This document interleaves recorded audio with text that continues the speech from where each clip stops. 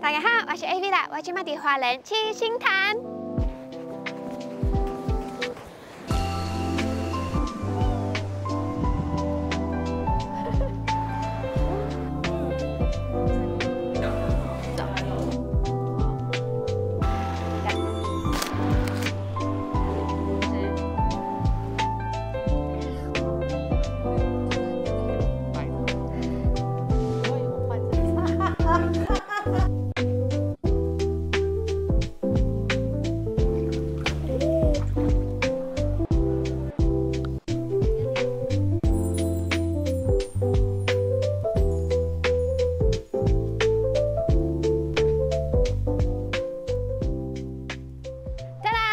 大家咧見到呢一個景象咧，就知道呢度咧就係花蓮嘅七星潭啦。咁花蓮呢個地方咧，我亦都有差唔多成1年以上冇嚟過啦。咁咧就希望可以透過呢一條片啦，俾大家一個花蓮3日2夜嘅玩法。我哋住喺台灣嘅人咧，嚟花蓮呢度咧係要經過長途跋涉，好幾個鐘嘅車程咧先可以嚟到呢度。不過咧而家因為開咗呢一個 Hong Kong Express 由香港飛花蓮嘅直航咧，所以咧香港人嚟花蓮玩仲方便過台灣人嚟花蓮呢度玩。我由琴日開始咧，由台中出發咧係大概下晝4點嘅事，但係到花蓮咧已經係夜晚11點嘅事啦。所以點解我話喺香港可以由直航飛過嚟更加快咧？就因為飛過嚟咧，其實只不過係2個鐘嘅時間，根本就係由好似我由台中去台北嘅時間咁樣。而且咧，花蓮嘅呢一個航空站咧，佢哋嘅機場咧，其實係離佢哋市中心非常之近嘅。如果大家接下嚟想嚟花蓮玩嘅話咧，可以直接搭呢一個直航，就唔使再飛到去台北，然後再轉火車落嚟啦。好，咁呢個係第一日嚟到花蓮嘅第一個點七星潭。等我去揾下有冇啲又靚又得意嘅石仔先。花蓮呢個地方咧，喺台灣都算係以玉石聞名嘅地方，有好多喺台灣各地嘅大理石啊、花崗岩啊，呢啲咧全部都係喺呢一個花蓮產出嘅。其實除咗喺嗰啲山脈入邊，你會見到好多啲好大、好靚嘅石頭之外咧，七星潭呢度咧都可以揾到啲好靚嘅石仔嘅。呢度全部嘅石嘅shape 咧嘅形狀都係勁靚啦，全部都係鵝卵石嗰種，即係已經俾呢一個海浪拍打到好圓滑啦。我啱啱咧執到一個係好靚嘅晶瑩剔透綠色，好似玉石咁樣嘅石頭。總之咧，你喺呢度可以見到各種顏色、唔同紋路嘅石。咁嚟到七星潭呢度咧，有一樣嘢係一定要做咧，就係搭石仔啦。但係咧，聽講一個 upgrade 版本嘅就係要搭個拱門出嚟嘅。佢哋話搭石仔咧有好幾個寓意嘅，就可能咧七星潭啦，你呢度搭夠7嚿石之後咧，你就可以許個願咁樣。有呢一個典故啊，我哋要用呢個疊石顧花蓮，所以我哋嚟試下挑戰。啊，唔得咯，呢個哇好難啊呢個。去租單車騎啊，1、2、3、4、5、6、7。ta da！ 一下可以吗？可以。好，这边人。怎么那么好？當然啦，嚟到七星潭咧，如果你唔想用行嘅話咧，你可以嚟租單車嘅。呢一個電輔車其實都幾平，咁就可以沿住呢一個七星潭嘅海岸線嗰條單車徑一直騎成日都得嘅。拜拜，Sayonara。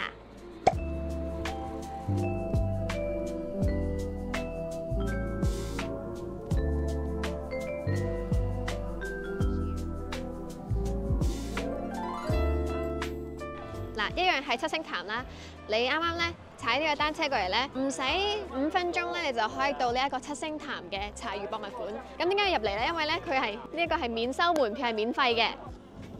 點都要嚟睇下呢一個全台灣唯一一個以柴魚嚟做主題嘅博物館啊！行啦，我哋。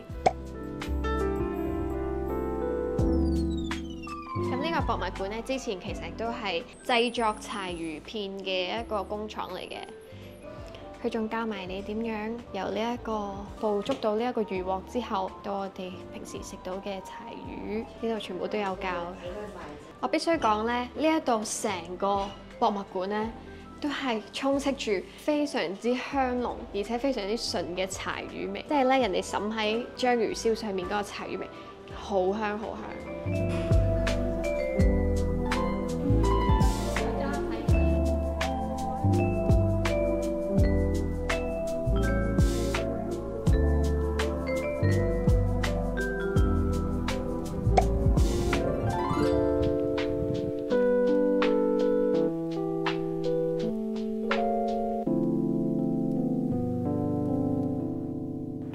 七星潭一一直往上揸車咧，揸到上嚟就會見到一個萬波生態園區啦。喺呢度咧有一個觀景台，亦都可以咧由高處望落去呢個七星潭。而我哋啱啱去嘅嗰個博物館啊，就係踩單車個位咧，就係喺呢一堆建築物入邊，跟住後面就係成個七星潭，你會見到可以望到好遼闊嘅太平洋啦。聽花蓮人當地人講咧，佢哋都會嚟呢一度，偶爾嚟望下海啊，或者係放下狗啊。呢個公園咧係佢哋平時會嚟嘅一個地方嚟嘅。而家呢個天氣我有冇好狼狽啊！我要上翻車。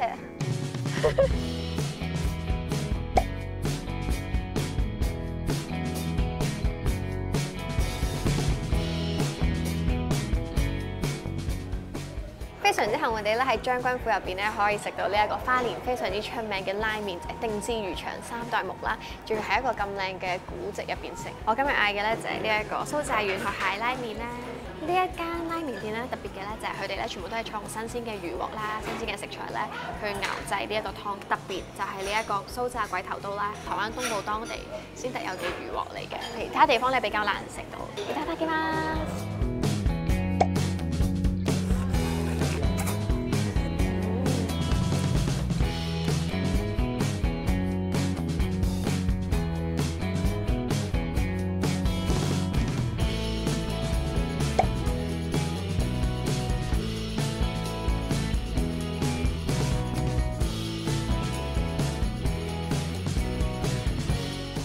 ありがとう。いいえ、どういたしまして。本当ありがとう。どうも。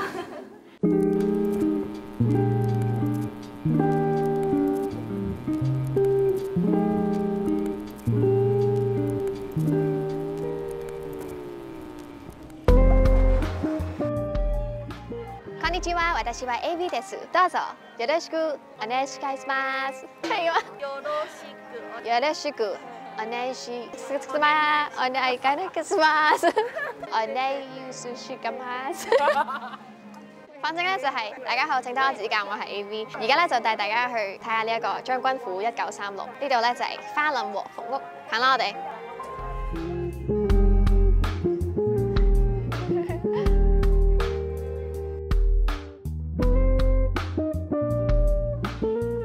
大家介紹下啦，點解呢一度咧會叫做將軍府咧？呢一欄日式建築咧，日式木屋建築咧，全部都係1936年嗰陣時嘅軍官嘅官舍嚟嘅。你見到我身後呢一棟勁靚嘅呢一個木屋咧，就係當初嘅將軍中村大佐嘅屋企嚟嘅。之前咧係一直都冇作使用嘅。今年2024年最新嘅花蓮嘅景點咧就喺呢一度啦。今年年中嘅時候咧，佢先正式進駐呢一啲咁多間鋪頭啦。咁包括咧就係有和服屋啦，有拉麵店啦，亦都有啲 cafe 啊或者文創小店。入邊咧雖然佢有重新再翻修啦，不過我覺得保留嘅日式嘅風味係非常之完整咁樣還原。包括咧我今次租嘅呢一個和服咧，其實佢哋都係依照呢個日本嘅規格去着裝，仲有 set 埋頭添，你睇下幾靚。帶大家睇下呢一度附近嘅樣貌，其實都係好靚嘅。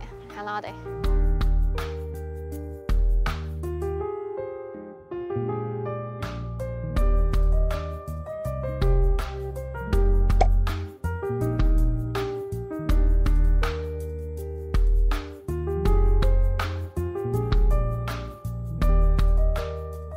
花蓮市可以去玩嘅地方咧有好多嘅，除咗啱啱去嘅最新嘅將軍府1936之外咧，呢度咧亦都有一個係古蹟可以參觀嘅地方啦。佢就係花蓮放送局1944。咁佢的而且確咧，以前係一個廣播電台嚟嘅，但係因為以前用日文啦，咁所以咧呢度咧就叫放送局。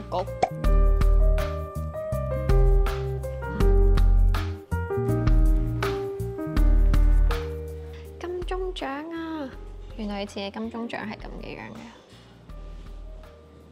呢個係新聞評論節目獎。我曾經咧喺台灣都有上過一次呢一個廣播節目嘅，就係央廣。大家有興趣可以去聽翻我嗰一個節目。有呢個放送局咧，除咗有保留一啲以前嘅一啲展覽之外咧，呢度咧都有個 cafe 嘅。呢個地方咧，其實好適合一啲中意行博物館啊、行展覽嘅朋友嚟。咁不過咧，其實佢個地方咧都好細下，成個建築物即係得幾間房加一間 cafe 咁樣嘅。算係一個花蓮，大家可以睇下佢記錄呢一度在地文化嘅一個地方啦。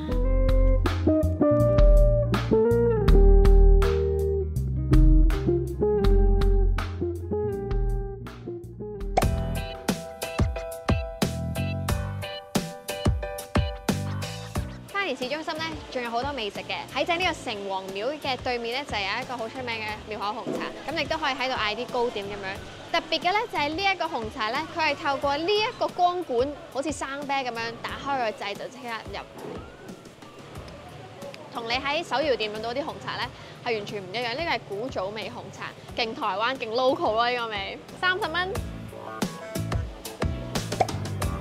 喺正呢個城隍廟對面咧，除咗有廟口紅茶咧，亦都有公正包子。佢本身係公正爐，亦都係花蓮出名咗好多年嘅在地美食嚟嘅。起碼咧，佢已經有40年歷史㗎啦。而且咧，佢一粒咁樣嘅包咧就係7蚊台幣，即係嘅2蚊港紙都唔使價錢。佢有少少似咧我哋嘅菜肉包，好耐冇食到呢種味啦已經。可以嚟呢度買個包，飲個紅茶。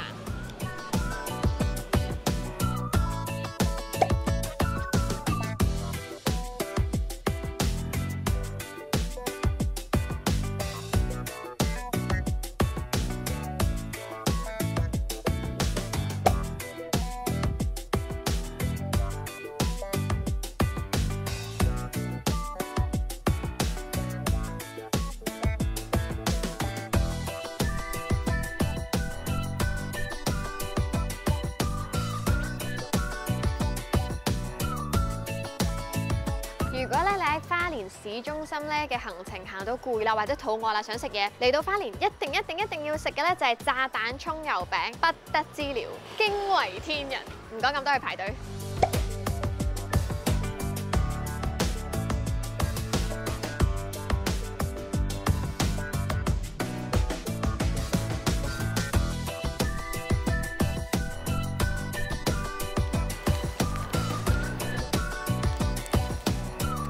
好香好脆。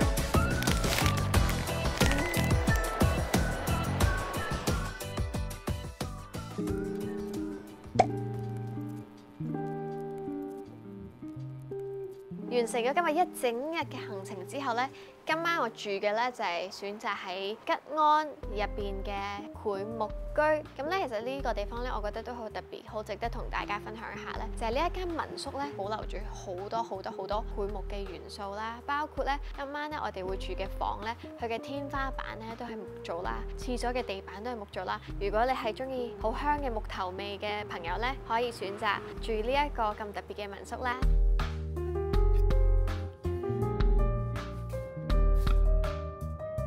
呢度咧就係我今晚住嘅複式房啦，跟住然後樓上咧有個複式嘅樓中樓設計。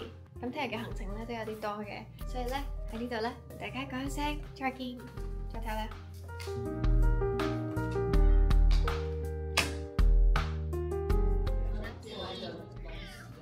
我哋而家咧要 check out 呢個檜木居，出發去花蓮第二度啦。但係佢好可愛，佢叫 Hinaki 嘅 Hinaki。拜拜，拜拜。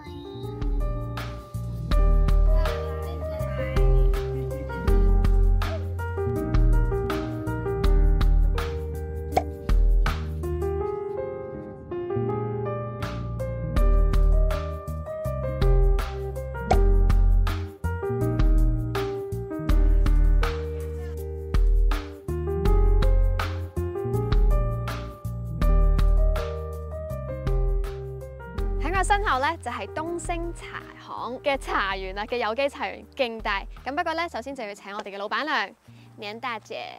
你好，你好，啊，歡迎你們來到我們的東升那個有機茶園。對，今天要採的這個是要做那個蜜香紅茶的原物料，所以你待會會看到它會有被小綠葉蟬吃到的。那站在這個地方呢，我們這邊有8公頃的茶園，都是有機的。我們都是用除草的方式，並不是像一般都是用那個殺草劑嘛，就是不噴農藥，它會有小蟲留着。所以我們要做比較頂級的蜜香紅茶，就是勢必一定要有機的。那我們今天來開始我們的採茶體驗吧。好，我帶你們到那個採茶，歐巴桑、姑娘都有。來，我們走。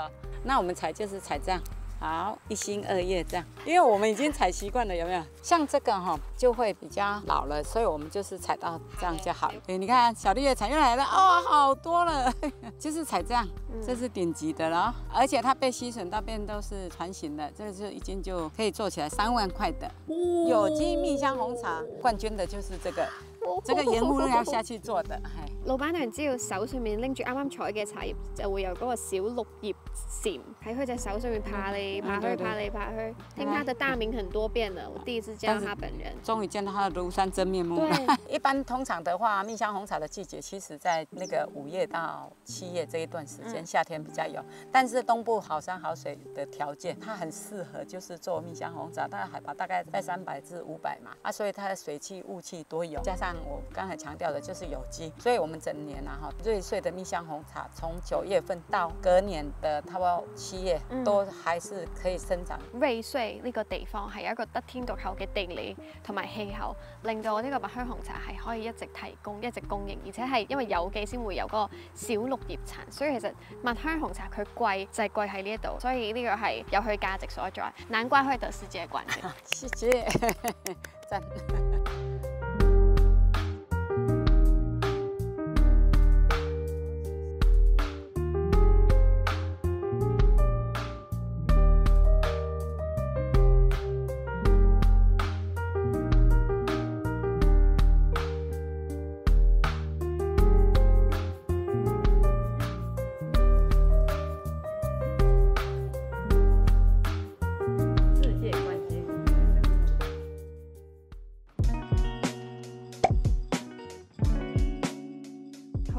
落車同大家講解一下，喺我身後呢，呢個就係北迴歸線去貫穿咗台灣，而呢一個呢，我哋而家就係企喺呢一個地球嘅北迴歸線上面。如果係自駕遊嘅朋友呢，穿過呢一個花東或者瑞穗嘅時候呢，會經過呢度，因為咧呢度有得停車啦，睇下呢度嘅景色啦，同埋可以去廁所嘅。呢個就係其中一個地標。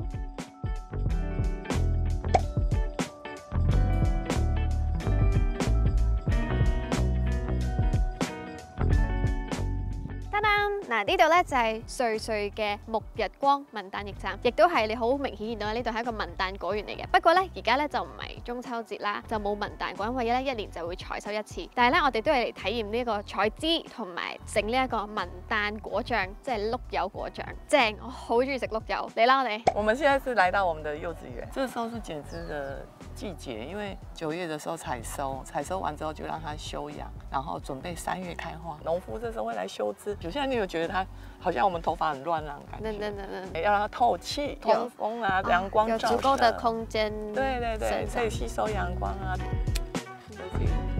接從會做整，我們沒有看。開錯時間的話，對，它算是早花。拜拜，抱歉啦 ，so sorry。呢個文旦季已經過咗成3個幾月啦，佢仲喺呢度。那這個怎麼辦？可以把它梳掉，沒關係。生錯時間的小文旦。對，它叫不食果。這裡也有花。In Coco 哎。你可以零 Coco。In Coco 哎。你摸摸看，你輕輕摸它的外皮，毛毛的。對，那就是它的胎毛。好可愛啊！那這個怎麼辦？它就也不能吃，不能吃，也不能加工，不行，裡面是沒有肉的。原來是這樣。對，畫個眼睛鼻子可以擺着。有冇人要啊？心心葉嚟嘅，佢係送俾你，要唔要？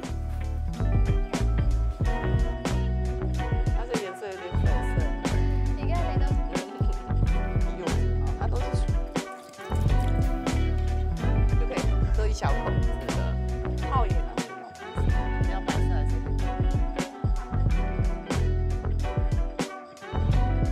試下呢一個柚子醬整嘅麵包，好食喎，好好吃喎，真係很好吃啊！呢度咧就係沐日光，一個喺花蓮瑞穗可以體驗呢一個柚子 DIY 嘅地方。By the way，我真係好中意食碌柚，所以我係勁中意呢個行程嘅。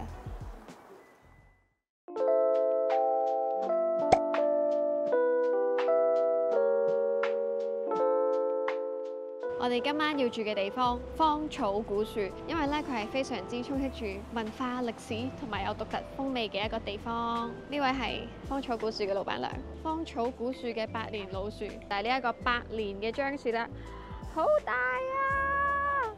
據聞已經有200年歷史㗎啦。佢哋嘅 coffee shop， 佢哋民宿嘅重頭戲就係我後面呢一棟建築物啦。煙然後樓，你們這一棟是50年代。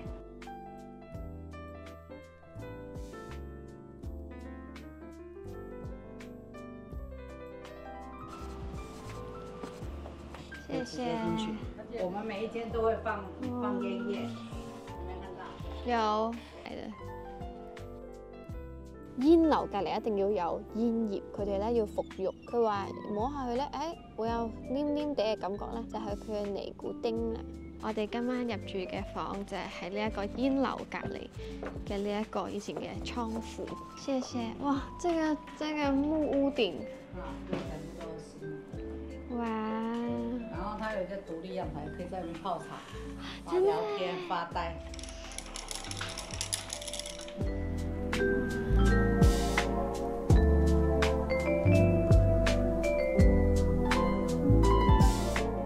嚟花蓮咧，每一次都係接觸一啲原住民。花蓮嘅地道嘅客家人咧，就真係比較少見。所以咧，今日咧有請我哋民宿同埋餐廳呢個芳草古樹嘅老闆娘嚟為我哋介紹一下點樣先係為之一個正宗嘅客家擂茶。那我們這邊的擂茶是原始原味，不加糖不加鹽巴，對身體是很好，所以我們稱它叫做客家養生擂茶。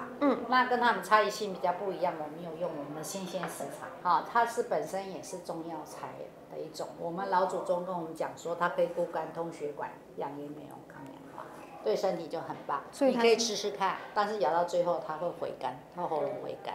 所以它是什麼？刺五薑。是五薑，然後呢，過來就是我們的花生，這是我們在地我們鳳林市產花生的一個區塊，鳳林三寶。然後這個芝麻呢，它本身呢，對含鈣量很高，有油脂，然後增加香氣。好，再過就是我們茶葉，我們在地是使用生茶，所以我們綜合起來呢，就是客家養生擂茶。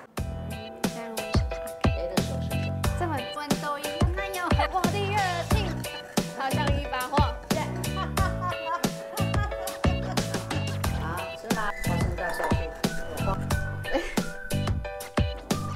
奉茶，老闆娘請喝茶。感謝你帶我們遊歷你的芳草古樹，請喝茶。我會做心得報告。謝謝謝謝，安謝謝，安謝謝。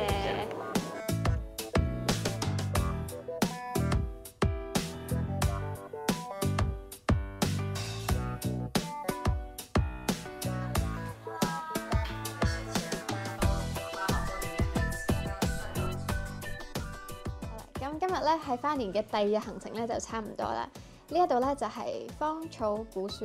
咁咧你所見到嘅呢一啲咁特別嘅特色建築咧，其實就係嚟自於以前，因為花蓮鳳林係一個盛產煙草嘅地方啦。呢度以前係一個製煙廠嚟嘅，咁佢哋就將呢一個煙樓保存落嚟。煙樓咧就係一個以前煙燻煙葉嘅一個地方，原建築物保留咗落嚟，改建咗做民宿。今晚咧喺度住宿嘅時候咧，就可以喺佢哋嘅餐廳度食個晚餐，之後就住佢哋嘅民宿。希望大家自己可以有機會嚟呢度發掘啦。呢度係花蓮嘅鳳林。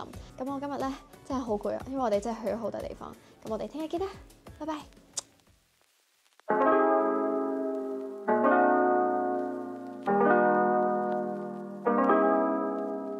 大家早晨，今日咧係我哋喺花蓮嘅第3日。咁一大朝早咧，我哋就嚟到光復去呢一個大龍大富平地森林園區。嚟呢度咧就係租呢一個又係呢啲電動車啦，有一個好靚嘅自行車徑，可以帶俾大家欣賞一下呢度嘅自然風光嘅。咁我哋事不宜遲，我哋上車啦！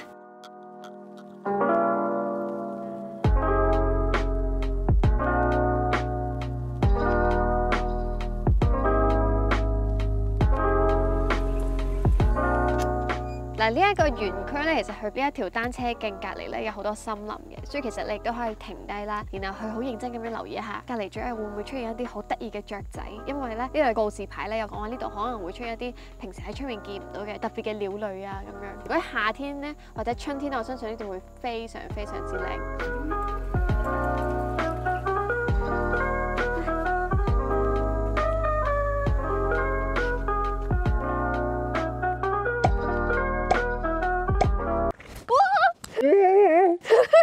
隔離左右會唔會出現一啲好得意嘅雀仔？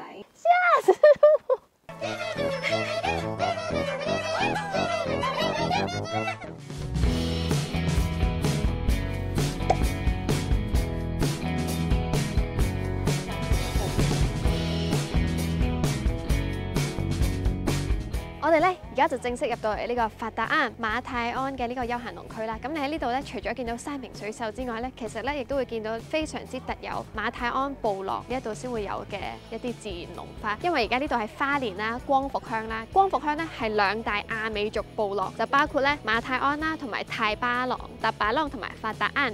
咁喺呢一度咧，其實呢度係一個濕地嘅地理位置嚟嘅。佢哋會有好特別嘅一個養魚嘅方法啦，佢哋叫做巴拉膠。喺個水面睇落去咧，會係見到好多草，但係其實咧佢哋好聰明。法達安嘅人以前係點樣捕魚啦，甚至係捕水鹿啦。因為咧佢踩咗上去之後咧，佢可能會棘住咗，跟住然後你會見到下面有竹啦，會有樹枝啦，會有樹葉啦，就變咗佢喺水底咧係一個非常之好一個魚會住喺入邊嘅一個裝置咁樣啦，水底裝置。因為咁樣咧，佢哋咧就會源源不絕嘅魚獲。同大家介紹下，呢個係一個非常之獨有嘅法達安先會有嘅巴拉膠。唔知佢哋而家入邊有啲咩魚嘅？可能會有泥鳅比較大的，哦，然後會有台灣鯛。真的假的？這麼小個就會有台灣鯛？對。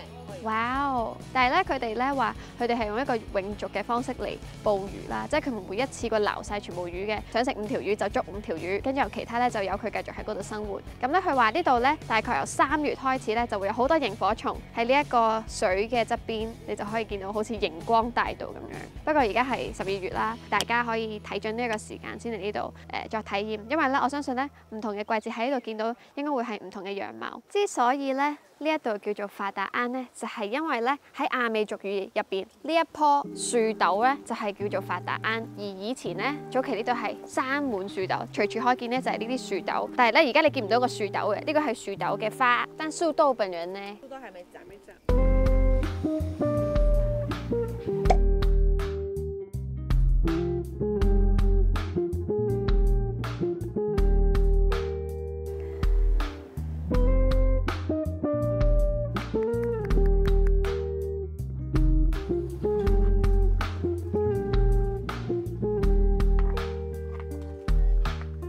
嚟到咧，我今日最期待嘅環節啦，就係咧可以喺呢一個河上餐桌嗰度食午餐。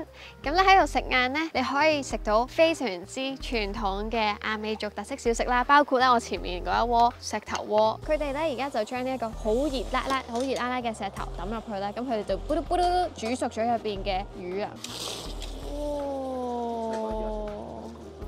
这是我们这边的土雞，然後這是馬告蝦，那這是餐廳的招牌鹹豬肉，里脊也是台灣雕，可是它把它做成像那個魚柳這樣子。然後這是我們的野菜沙拉，木鱉果的葉子，就是我剛講的南瓜心。通常咧要嚟呢度用餐咧就係4至10月啦，每年嘅10月咧就可以開放預約㗎啦。不過聽講咧而家下年2025年嘅預約咧已經差唔多都滿啦。不過我都係非常之推介大家，因為呢度真係好舒服，你可以浸住呢個腳，而且呢度嘅水流咧其實係非常之舒服，而且可以呼吸住新鮮空氣喺呢一個山腳底下，享受呢度嘅大自然。好啦，我唔客氣啦，いただきます，鹹豬肉啦！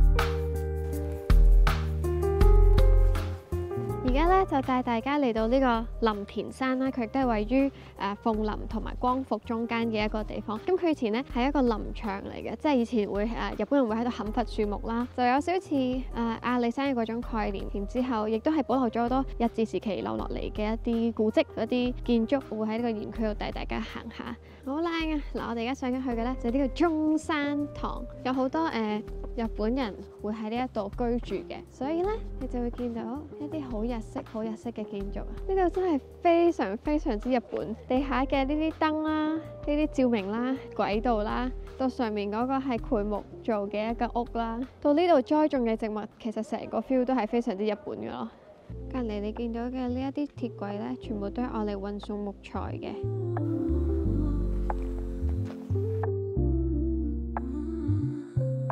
Soft whispers in the night, heartbeats come alive underneath the city lights. You and I survive, caught up in your smile, dreaming all the while. Every moment feels right, love's the purest flight. 喺呢個 vlog 入邊咧，介紹咗大家好多花蓮可能係夏天嚟非常之適合嘅景點啦。但係如果咧你係好似我咁樣秋冬嚟呢度玩嘅話咧，其實咧都有一個好靚嘅地方可以俾大家影呢個紅葉呢個落羽松嘅。咁好彩咧呢幾日咧就開始慢慢變凍啦，咁所以咧咁啱可以 catch 到佢而家由橙色變紅色嘅呢一段時間，大家可以坐喺後面嗰個 coffee shop 啦，叫做松湖驛站，跟住然後嚟呢度打個卡。Finding paradise, hands intertwined, lost in time. 咁嚟到花蓮夜晚最後一個景點咧，就想同大家介紹一下呢一度嘅原住民一條街啦，亦都係佢哋嘅東大門夜市。咁咧呢度最出名咧，莫過於咧就係後面呢一間妹記烤玉米。呢度嘅燒粟米係最出名嘅，因為太早嚟啦，所以咧目前大家仲未見到人潮。不過咧東大門夜市咧係1年365日咧都會營業嘅，咁所以大家唔使驚。花蓮夜晚係冇夜市可以行，呢度咧絕對係你嘅首選。我細細支試下個味道啦，就呢個啦。要不要辣？不辣，每兩18蚊。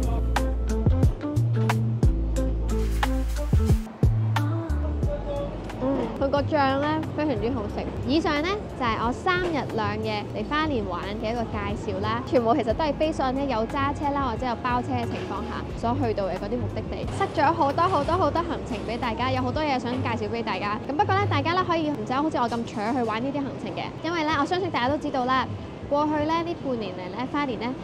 因為受到呢個地震嘅影響啦，咁其實咧佢哋嘅觀光咧可以話係比以前真係少咗好多人嘅。咁咧而家大家真係可以咧透過呢一個香港飛花蓮嘅直航咧嚟呢度，用大家嘅金錢同埋時間去懲罰呢度嘅觀光，幫助下呢一度嘅店家啦，或者係景點啦，或者係商家啦，可以有翻啲收入啦。如果唔係咧，呢一段時間咧，大家因為地震之後咧，佢哋賑災之後咧，需要一段時間慢慢恢復翻呢個觀光，就要多多靠大家啦。好啦，咁希望大家中意我今次呢個3日2夜嘅介紹啦。我係 AV，謝謝你們，我們下次見，拜拜。